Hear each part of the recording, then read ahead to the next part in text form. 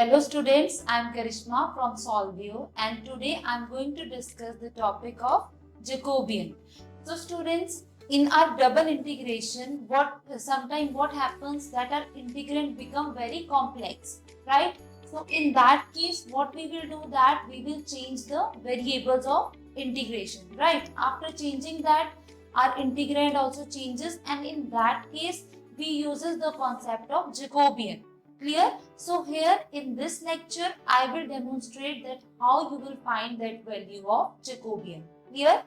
So if I let u and v are functions of x and y, then you will define the Jacobian of u comma v will be equal to del u comma v over del x comma y. That means you will take partial derivative of u and v with respect to x and y.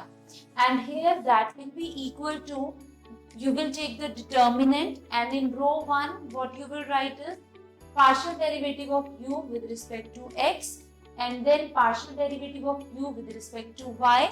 Then in row 2 you will write partial derivative of v with respect to x, and then partial derivative of v with respect to y, and you will take its determinant. Clear? So here what I am taking that two variables u and v as a function of x and y. ठीक है students, यहाँ पे हमने use किया है दो variables का. उस केस में आपकी जैकोबियन की वैल्यू क्या रहेगी? ये रहेगी. Clear? So now if I take u comma v comma w as a function of x comma y comma z, means I am taking three variables. Then the value of Jacobian in that case, that is j of u comma v comma w, right? That will be equal to del of u comma v comma w over del of x comma y comma z. That means what you are doing here is you are taking partial derivative of u, v and w with respect to x, y and z. Clear? और यहाँ पे क्या है? तीन variables है हमारे, right?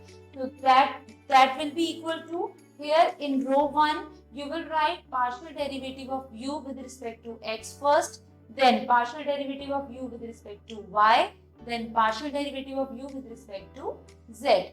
Similarly, partial derivative of v with respect to x, partial derivative of v with respect to y, and then partial derivative of v with respect to z.